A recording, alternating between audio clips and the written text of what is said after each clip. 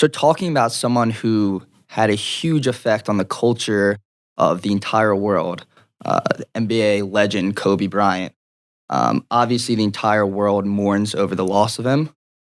As someone who helped build the Kobe brand and was able to experience his work ethic and demeanor firsthand, can you explain the impact Kobe had on you and the sports world in general?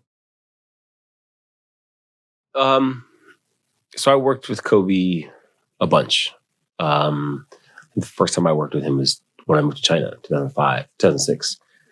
And we really spent a lot of time building his brand. We shot a 6-episode television show with him. We did a bunch with him. And then at Beats, funny Kobe story. I was at the Super Bowl and his president called me and she said, Kobe wants to see you. And I was like, cool, I'm in Arizona at the Super Bowl. She's like, Kobe wants to see you. Like, okay. So next morning, like first flight out of Arizona, I flew down to John Wayne in Long Beach. And I thought we were going to talk about designing a headphone for him. I was at Beats at the time. Yeah. And I walked in, what's up, all that. And then I was like, so, let's talk about it. And he looks at me and he was like, man, I didn't call you here to make a headphone. And he was like, I want you to come work for me. And we talked about me going to help him. He knew he was going to retire. He knew he was on that road.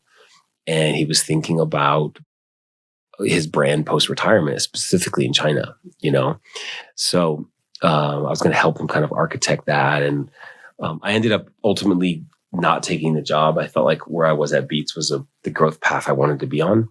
But, I had a lot of visibility to him as a just incredible man. And his work ethic was insane. And I think what has happened, in the wake of this tragedy is the mama mentality that has really kind of, I was at the memorial at Staples Center and, people are leaving real stories about how he'll change them. And I think for me, when it happened, I was just really like numb and confused. And when I saw the mama mentality thing really start to take hold of social and all that, it just reminded me of how I had taken for granted that I got to watch him firsthand bust his ass. Yeah. He was on time. He was courteous. He worked his ass off. He didn't, no shortcuts.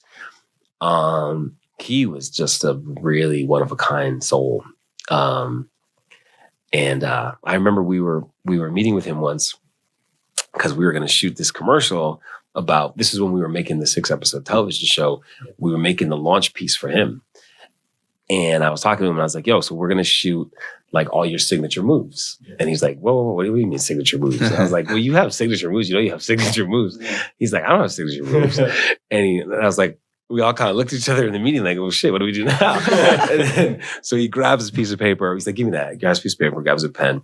And I'll show you right now. Give me that. He goes, he takes a piece of paper and he draws the key like that, right? He's like, this is the key. And he's like, right here, this is my kill box. Mm-hmm. He's like, whatever you give me, I'm going to kill you. He's like, you give me left, you don't give me right. You give me right, you don't give me left. He's like, I'll kill you.